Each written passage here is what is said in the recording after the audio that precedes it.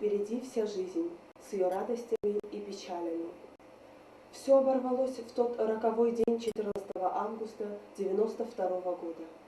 Война разделила нашу жизнь на до и после. Многих молодых людей, запечатленных на любительской пленке, которую мы только что показали, уже нет в живых. Сегодня мне хочется рассказать вам об одном из них.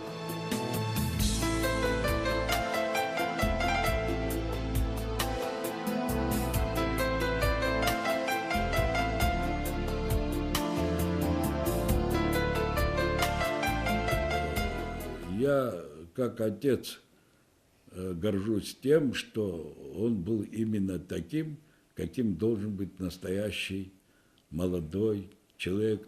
Но природа его одарила не только этим и добротой. Один из великих сказал: «Каждый человек – это мир, который с ним рождается и с ним умирает. Под каждой могильной плитой лежит всемирная история».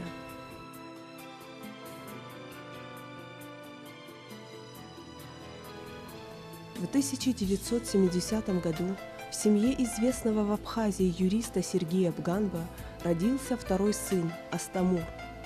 Но мало кто называл его так. С детства друзья и близкие ласково окрестили мальчика Хасиком. Так это имя за ним и осталось. Мать Светлана тогда мечтала о девочке, и поэтому малыша часто одевала в девичьи наряды. Повзрослев, он нередко сукоризной говорил матери: «Мама, почему ты одевала меня в платье? Мне неловко смотреть на эти фотографии. Прошу тебя, не надо их никому показывать».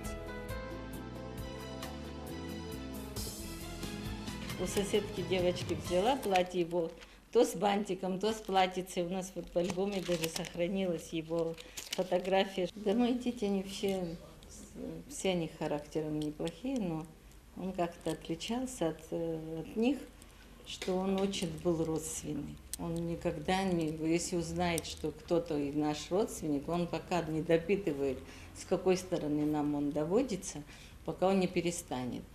А старший, он тоже любит родство, конечно, но он не столько не вникает, чтобы это узнать. А он очень любил вот родственников, он очень любил друзей. Третьей в семье Бганба родилась долгожданная дочь. Тимур, Астамур и Ирма росли в атмосфере любви и взаимопонимания. Это была сплоченная, дружная семья с твердыми моральными устоями. Братья были разные по темпераменту. Старший Тимур сдержанный в эмоциях, немногословный, а младший – его полная противоположность, веселый и открытый.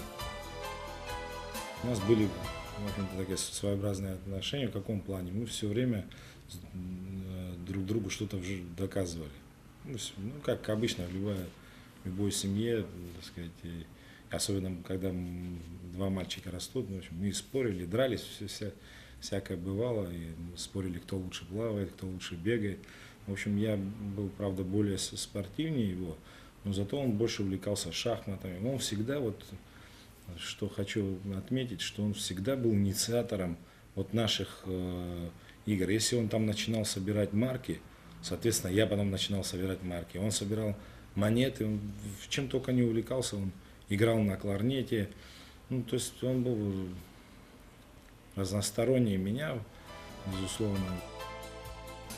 Хасик был очень шустрым, озорным ребенком, часто шалил, за что его строго отчитывали. Как-то за очередную проказу мальчика наказали, и потом он долго не мог простить эту обиду. Бывало, что он убегал со школы. Один раз в 9 классе мне позвонила классная руководительница: вы знаете, говорит, приходите, говорит, в школу, что, говорит, все, говорит, ваш, говорит, сын, говорит, сегодня в школе не был. Я удивилась, я бегом пришла, и как мне, так и других родителей позвали. Они пошли, тогда было кинотеатр «Обсты», в кино пошли в 9 классе. А домой, когда пришел, я ему говорю, почему ты, говорит, пропустил, почему ты ушел? Не мог я сказать, организовать, оставайтесь, потом после уроков пойдем. Что, мама, говорит, все шли, я что, красное яйцо, сидел бы, говорит, в классе. Все куда, туда и я.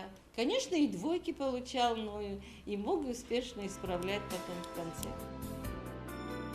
С детства круг интересов Хасика был очень разнообразен. Он увлекался шахматами, играл в футбол, теннис, занимался танцами, музыкой и даже писал стихи. Вторая Сухумская школа, где он учился в свое время, считалась одной из самых сильных школ Абхазии. Как вспоминают преподаватели, Астамур Бганба был ярким, неординарным учеником. Маленький, кругленький, всегда, со смеющимися глазами мальчик был. Мальчик, который когда-то открывал душу, вы понимаете, себе и другим. Вот создавал общий настрой в классе. Мальчик, который никогда не отлынивал, нет поручений, нет домашних заданий, нет классной работы. Всегда был в центре класса. Вот этот маленький Астамур. Очень любил свою маму, очень любил маму. А маме говорил: ты не обижайся, но моя ученица красивее, чем твоя. А я всегда говорила: ну что ты, да посмотри на свою красавицу, мама. Ну, очень больно говорить о Хасике в прошедшем времени, потому что мальчик, он был, конечно, неординарный. У меня до сих пор в ушах голоса его одноклассников, которые по любому вопросу к нему обращались. Хасик, Хасик, Хасик, Хасик, будто это урок математики, или это спортивные соревнования, или в чем-то нужно было помочь. Пользовался авторитетом, я говорю, во всем.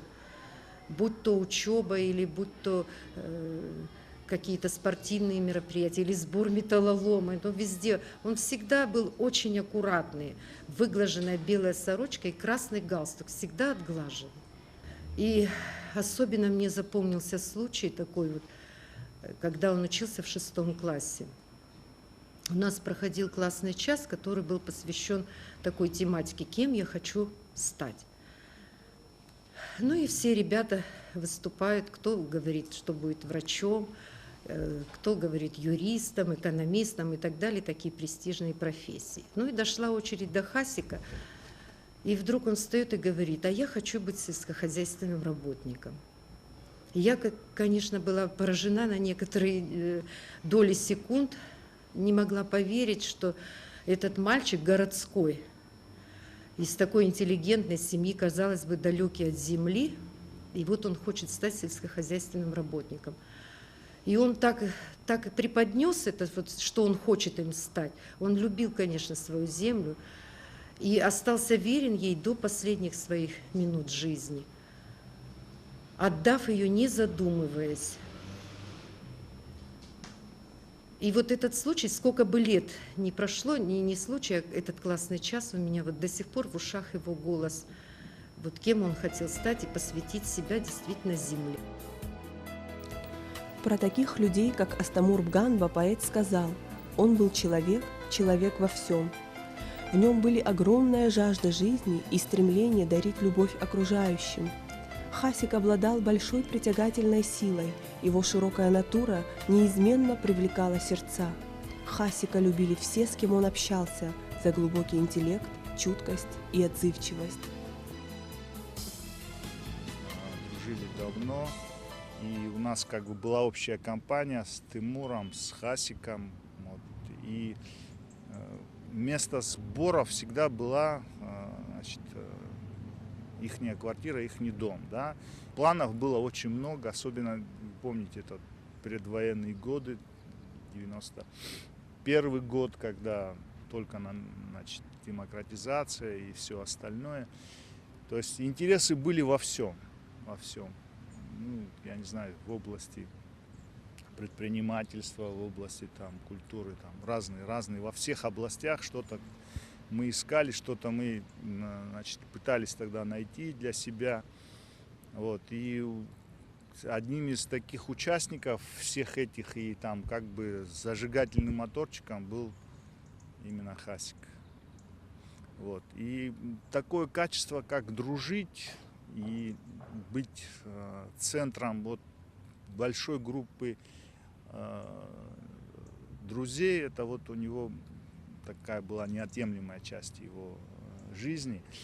И то есть он, я думаю, не представлял себе ни минуты жизни без друзей, без... И это была такая дружба, которая бы, вот мне хотелось, чтобы передавалась из поколения в поколение. Это бескорыстное, когда ты предан своему другу, можешь для этого сделать все. Все для того, чтобы вот, помочь ему в чем-то. В нашей семье он отличался от всех моих детей. Он отличался своим талантом. Он отличался дружелюбием. Он умел находить общий язык со всеми своими друзьями, с кем он общается. Вы знаете, он за друга мог побеспокоить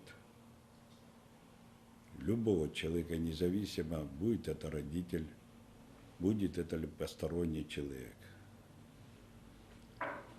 Много случаев было, которые, так сказать, его действия, его поступки, когда меня радовало, как родители радовались, мы все члены семьи, этими его поведениями. Был такой случай ночью поздно, в 3 часа, кто-то постучался в нашу дверь. Я тогда работал в органах прокуратуры. Он в ответ сказал: папа, надо встать. Я спросил, я говорю, что случилось? К сожалению, этого парня уже в живых нету, просто не хочу его имени назвать. Но у этого парня родителей не было. Он воспитывался бабушкой. И где-то они на вечеринке были, и где-то какое-то маленькое нарушение сделал. Мальчик очень был воспитанный. Мальчик, его друг, прекрасным человеком был, но, находясь в обществе, в ресторане, какое-то нарушение сделал. Я ему в ответ говорю: сынок, я говорю, не должен был он этого сделать, я говорю. Я не буду подниматься. А он вдруг, он умел, знаете, как вот в семье он умел, и среди друзей он умел отстаивать свои позиции. Папа говорит: нас воспитывает мать, за нами каждый день следит. Бабушка с утра до вечера рядом, тетя, ты, говорит, все мы окружены заботами. Говорит. У него нету родителей, одна бабушка. Как ты можешь, говорит, вот для того человека не встать и не пойти в милицию? Он, знаете, своей теплотой обрадовал меня. Естественно, я встал, пошел в милицию, особенного там ничего не произошло. Я его, так сказать, отпустил. Он пришел, сказал: спасибо, папа. По окончании 7 класса Хасика, как примерного ученика школы, направили в пионерский лагерь «Орленок». Мальчика повез в Крым Сергей Дугужевич. Попав в незнакомую среду, Хасик был немного растерян. «Папа, я здесь никто», — сказал тогда он своему отцу. Но через некоторое время мальчик смог адаптироваться в лагере и утвердиться в кругу сверстников. Оценив его лидерские качества, ребята избрали Хасика Бганба командиром отряда. А прощаясь с ним, на памятном плакате написали: «Ты хороший друг, командир, мы тебя очень любим, и если когда-нибудь тебе понадобится наша помощь, помни, каждый из нас твой верный друг». Разумный не по годам, умеющий держать слово, отстаивать свою позицию, он пользовался авторитетом и в собственной семье. У матери, у сестры, у всех была привычка семейно советоваться. Но очень часто я советовался с ним, потому что, несмотря на свой возраст, он всегда находил, я вам должен сказать, такой ответ, который был, на мой взгляд, может быть, я как отец ошибался, но, на мой взгляд, был правильный. Мать моя считала так, что, вы знаете, как мужчин нас много в доме был, я мужчина, второй, старший брат его и он, но мать моя говорила, бедная, что мужчиной в нашем доме является Хасиком, она его звала, мы все Хасиком его звали, мужчиной является он только, говорит. Почему моя мать так говорила? Ей нравилось вот его, если он что-то сказал, то обязательно он бы выполнил бы. Если кто-то из членов семьи, даже я или бабушка, он мог прямо сказать: бабушка, ты здесь не права, здесь вот так должно быть. И поэтому мы все с ним, так сказать, не только считались, но гордились. Была жизнь его короткая. По-другому, наверное, для талантливых людей, наверное, не бывает. Не все могут по-настоящему искренне любить и дружить. На большие чувства способны только глубокие, сильные личности. Многие его друзья помнят о нем, многие у нас в доме бывает. Вот то, что он был таким, до сегодняшнего времени мне в жизни помогает. Он всегда узнавал родственников, связи. И приходил, шутил: тетя Лили, я точно в Абхазии не смогу жениться. Почему? Да все родственники, говорят, тот родственник. А я не знаю, на кого ходить, чтобы я женился. Конечно, на абхазке. Но как я абхазку найду, не знаю, все родственники. Вот это он шутил иногда своей шуткой такой. Он не умел это пошутить, посмеяться. Школу Хасик закончил на золотую медаль. Отец прочил ему будущее юриста, но сын решил иначе. Он поступил в АГУ на экономический факультет. Он, когда сел математику решать, он начал всем помогать, помогал всем, и у него времени на четвертый, последний не осталось. Это было при вступительных? При вступительных экзаменах. Он всем помогал, и ему сделали замечание, подошли, сказали: мы тебя сейчас попросим, ты что там делаешь? А он вот так помахал, мы тоже как-то помахал рукой им, и потом все-таки его оставили, но четвертую задачу он не успел решить. Ну, он все-таки отметку получил хорошо, и в конечном итоге, кому он помогал, получили отлично. Он из своей доброты, а их ты знал, этих ребят? Нет, я не знал, но они мне просят, я же не могу.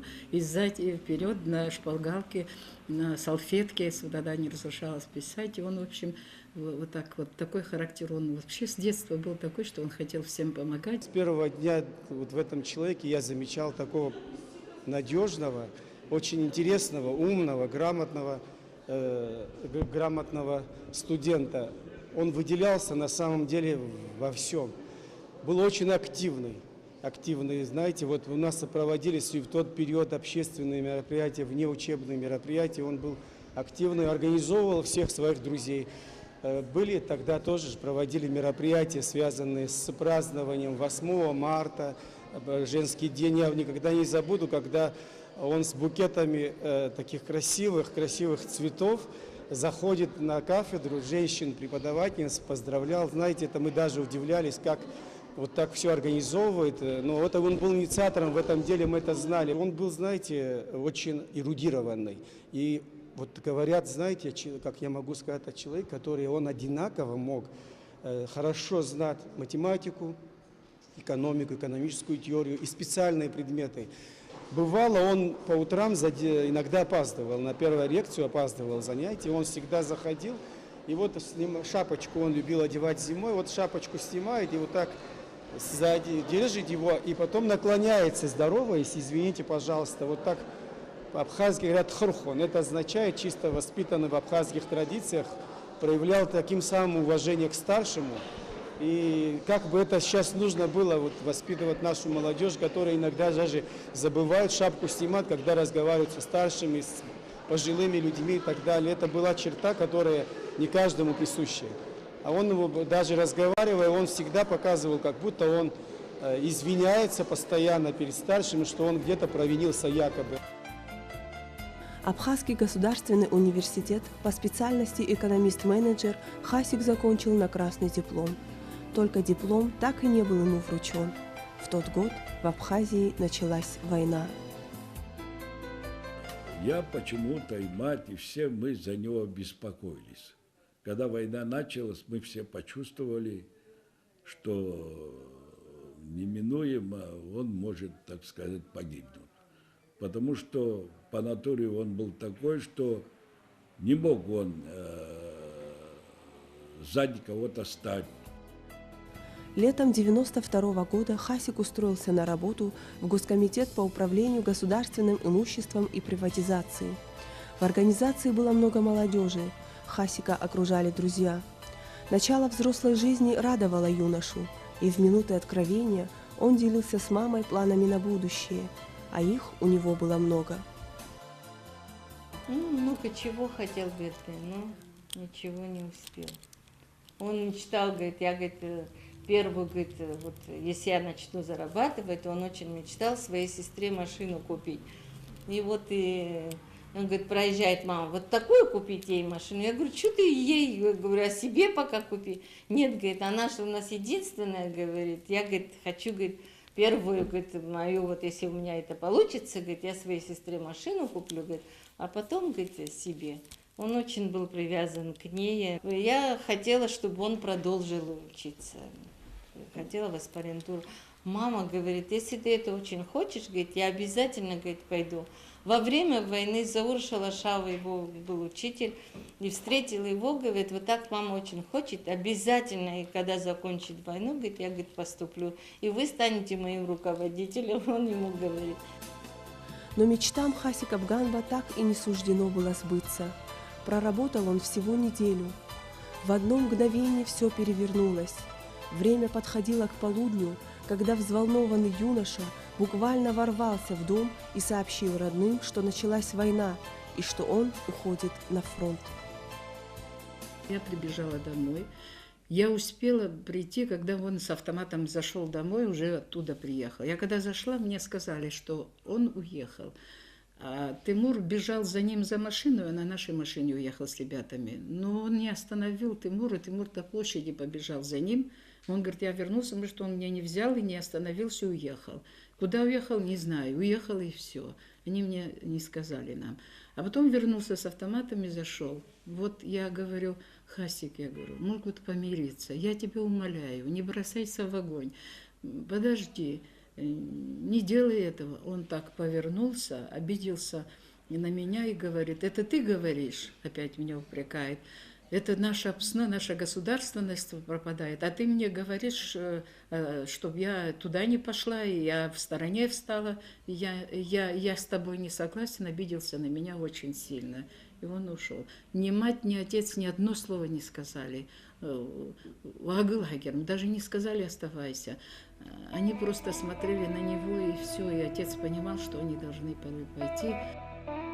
Так для Хасика и многих его сверстников началось время суровых испытаний. Совершенно неподготовленным к тяготам войны, неискушенным юношам пришлось в одночасье превратиться в воинов, защитников Отечества. Группа абхазских ополченцев, в которой был и Хасик Бганба, первый бой приняла на Красном мосту. Горстка ребят, вооруженных кто чем мог, оказала серьезное сопротивление вражескому натиску. Тогда был захвачен первый грузинский танк. Несколько дней продержались Хасик и его друзья в родном городе, но необходимо было уходить. Покидая Сухум, Хасик плакал как ребенок. «Я не хочу оставлять свой город, но говорят, так надо», — сказал он, прощаясь с родными, которые еще некоторое время оставались в столице. Его стремление быть первым проявлялось и на фронте. Хасик неоднократно участвовал в сложнейших военных операциях. В одной из них получил ранение в области левого глаза и в руку. Местные врачи, опасаясь за его зрение, настаивали на выезде Хасика в Москву. Однако он категорически отказался. Несколько дней амбулаторного лечения в госпитале и опять на передовую. Мы находимся в нижней части села Эшера. Во время войны в этих местах шли ожесточенные боевые действия. Прошло 13 лет со Дня Победы. Давно наладилась мирная жизнь. И теперь уже тишину может нарушить разве что выстрел, возвещающий о рождении наследника. Хасик Бганба очень любил Эшеру, село, откуда родом его семья. Здесь прошло детство, и повзрослев, он с друзьями часто приезжал отдыхать сюда. А во время войны уют эшерского дома заменили холодные, замерзшие окопы и траншеи. Чтобы понять его это, нужно было знать, как он любил Эшеру. Родственники здесь его жили, детство проводил. Знали здесь его все, знали и любили. И это была его мера любви к родине. Любовь к родине – это же не абстрактное понятие какое-то, это имеет конкретные какие-то свои истоки. И эти истоки, я думаю, у Хасика вот здесь в Ишерах и находились. Он не представлял себе, что Бишера была там в каком-то враждебном плену. Он любил ее, и здесь он и сложил свою голову. Астамур Бганба командовал группой сухумских ребят. По словам его боевых товарищей, он чувствовал личную ответственность за жизнь каждого из них. По оценкам многих военных специалистов, сухумчане одни из тех, кто воевал на самых сложных участках фронта. Многие бойцы так и не вернулись с поля боя. Среди них немало единственных сыновей, с гибелью которых навеки прерывался чей-то род. Уходит время, но те события и лица не стираются из памяти. Эрнест Хемингуэй в свое время писал, он знает, о чем он пишет, человек сам прошел не одну войну.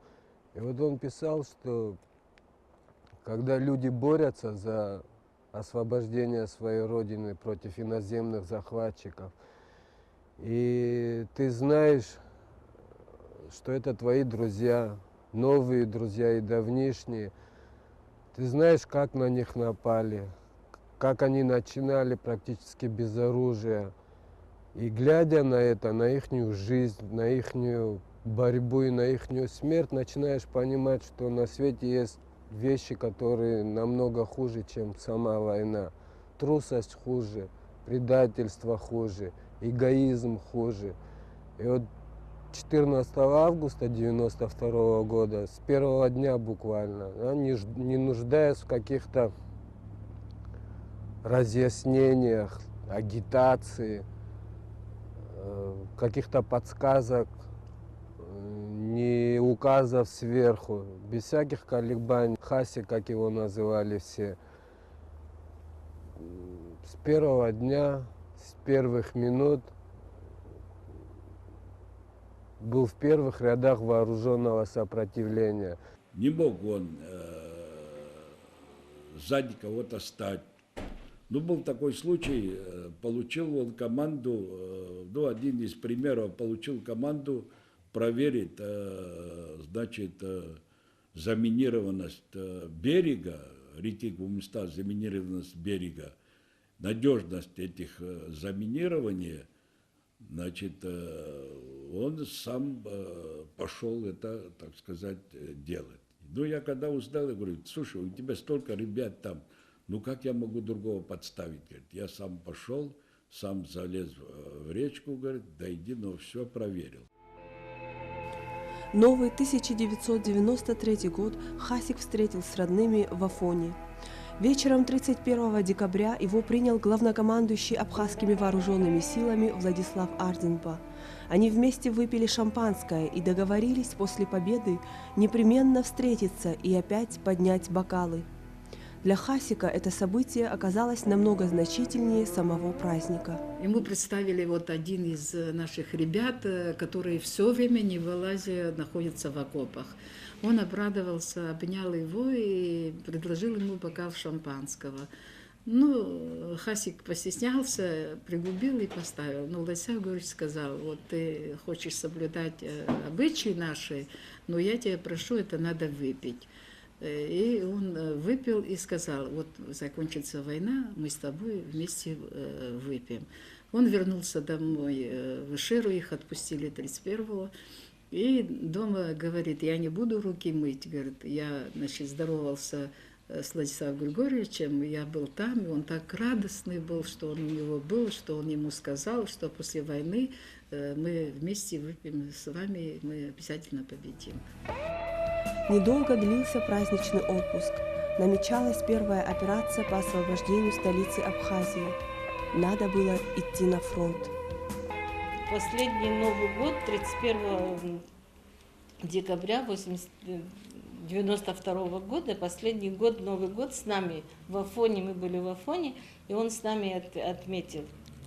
А второго приехал, второго вечером с нами был, ночевал. И третьего друзья пришли, что-то шушукаются, но он мне ничего не сказал. А снег лежит, такая плохая погода. Мы, говорит, в Эшер, говорит, едем.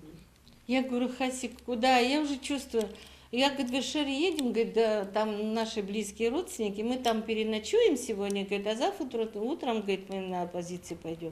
Я, говорит, с вами пойду, хотела с ними, чтобы я поехала. Не, мам, мы, говорит, на танке сядем на грузовой, ты не сможешь, говорит, я, говорит, с ребятами. Они ушли третьего, мы с ними попрощались. А я не могу всю третьего ночи, вот не могу ночевать, спать не могу, лежать не могу.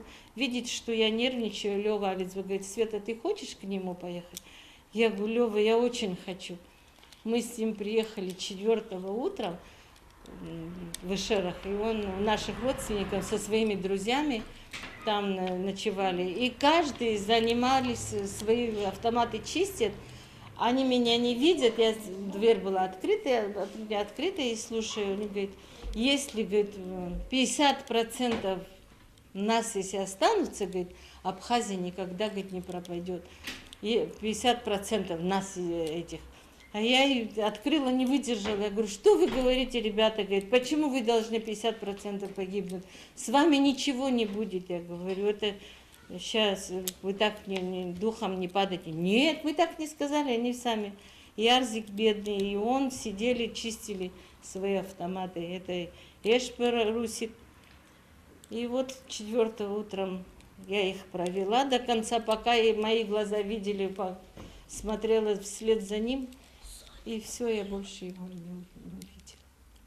А там невозможно было 4-го оставаться. А 5-го утром, в общем, меня в Афон повезли. В Афон приехали, сидеть не могу, стоять не могу, что-то предчувствие. И Лёва зашел, говорит, Света, говорит, вижу Лёва бледный. Я ему говорю, Лёва, кто из них, Тимур или Хасик? Он говорит, держись, Хасик, говорит. И вот мне такое сообщили.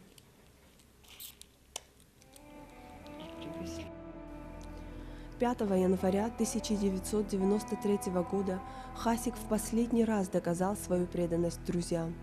В тот день несколько его бойцов оказались в окружении и попали под мощный обстрел. Ребят ждала неминуемая гибель.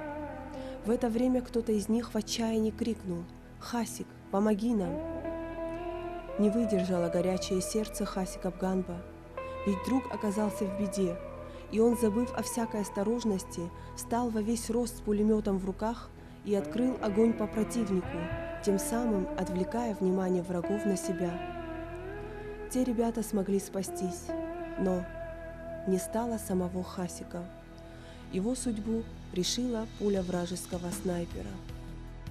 5 января было наступление, и мы все подтянулись сюда. Хасик был у нас командиром группы. Да, и часть перешла уже речку, часть еще находилась здесь, тоже готовилась переходить. Ну тогда, почему, не знаю, дали отбой. И вот когда ребята возвращались, там остались под мостом ребята. Там суша, такой островок был. И им грузины не давали пройти. Там метров 6-7 надо было речку перейти. И вот с-под моста там именно вот Хасик крикнули.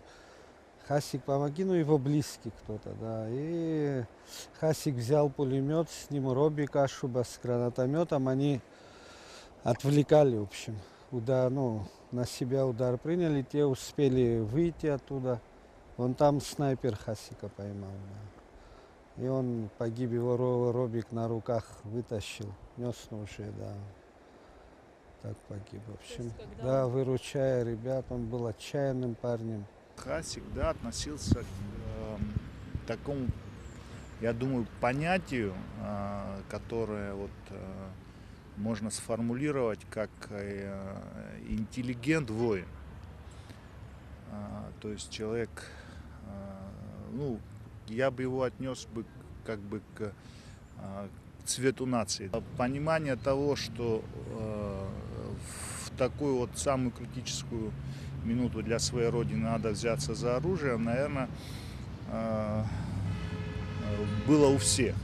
Но вот и те люди, за которыми пошли бы все остальные, вот к таким людям я бы отнес бы и Хасика тоже. То есть он в своем возрасте был лидером, то есть он один из тех, которые, наверное, определяли умонастроение вот той части молодежи, сухумской молодежи, которая взялась за оружие.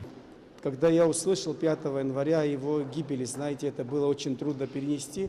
Вот тогда я уже понял, что на самом деле нам, по-моему, всем угрожает серьезнейшая опасность, что надо и мне уже, как их преподавателю, который обучал, если такие молодежь, такие ребята погибают, которые должны были нести все будущее. А он один из тех был, которым можно было поручать любое дело сегодня, он был бы наряду с такими нашими великими людьми, так мы называем, которые отстояли свободу и сегодня находятся у власти, можно было поручать, я бы спокойно бы все это провел бы. И мне пришлось потом взять оружие.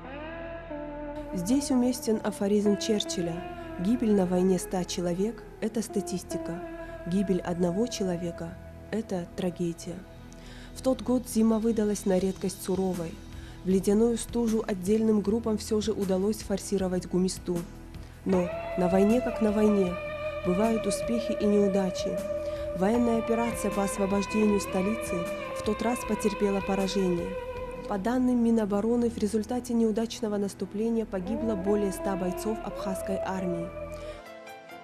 Самые болезненные раны, наверное, те, которые никогда не заживают. Эту боль нужно пронести через всю оставшуюся жизнь. Возможно, мой сын предчувствовал, что погибнет молодым. Углубляясь в воспоминания, говорит его мать. 14 июня 1992 года Хасику исполнилось 22. Тогда юноша почему-то сказал своим родным, что это его последний день рождения и что он больше никогда не будет его отмечать. И когда вот ему последний день рождения отмечали, он говорит: «Ма, и не хотел почему-то, и не надо», говорит, я что ребенок, не буду я больше отмечать. И так и получилось, что больше мы его день рождения не отметили. С ними, а так без него тоже как-то отмечаем, но с ним уже больше не отмечаем. Как будто он предчувствовал. Да, он чувствовал. Он даже своему другу Аслан Кретини, есть он самый любимый, самый близкий друг его, и он ему говорит: даже войны не было, ничего у них не болел ни разу. Он ему говорит: Аслан, говорит, ты знаешь, говорит, они вместе сфотографировались, вот эта, говорит, фотография, говорит, мне очень нравится. Если со мной что-то будет, говорит, сделай маме вот эту фотографию. Говорит, мне Аслан, после него Аслан принес им, и он сам плачет, меня обнял, говорит, вы знаете, говорит, войны не было, ничего не болело, а мне, говорит, вот такое поручение Хасик дал. Говорит, я, говорит, эту фотографию вам сделала и себе, говорит, дома сделал, говорит, у меня дома стоит. Говорит. Хотел бы преклонить свою голову и как человек, и как начальник генерального штаба тогда, и исполнял обязанности министра, перед памятью тех, кто ценой своей жизни ковал будущее нашей победы. У Тимура Бганба после войны родился второй сын. Назвали мальчика Астамуром, как и его погибшего дядю. Ребенок по характеру во многом напоминает Хасика, такой же живой, добрый, чуткий, и во всем старается походить на него. Я горжусь своим дядей, я бы хотел, чтобы в будущем был хоть чем-то на него похож. Я хочу, чтобы люди не ссорились, не погибали. Много людей там погибло, в том числе мой дядя, хороший был человек. О нем я много не знаю, мне не рассказывают, не любят рассказывать. Каждую там, когда получается, в субботу, может, еду на Вышеру, на могилу там, посижу немного. А с кем ты едешь? Бабушка и дедушка, они каждую субботу ездят. Сейчас в семье Тимура Бганба растут 3 детей, как когда-то в 70-х годах у Сергея Дулужевича и Светланы. Маленький Астамур после школы мечтает поступить на экономический факультет и, как многие его сверстники, хочет жить в независимой и процветающей стране. За это пожертвовали своей жизнью Хасик и тысячи других сынов Абхазии. Вот эти качества, которые, как бы назвать, качество, наверное, Апсуахаца, да, качество воина, мужчины, вот в нем они были очень ярко выражены. И я думаю, что он бы, конечно, очень много чего достиг в жизни, да, вот, то есть еще очень много чего сделал, но вот судьба распорядилась таким образом, что он погиб, и погиб героически. Нам сейчас желание такое, мечта, вот у нас растут племянники, сын, чтобы какие-нибудь их вот, его качества, вот, хотя бы маленькая доля того передалось бы к нему, хотя бы вот в умении вот, понимания этого мира, в умении дружить и преданно дружить, быть любимым сыном для родителей, любить всех своих родственников.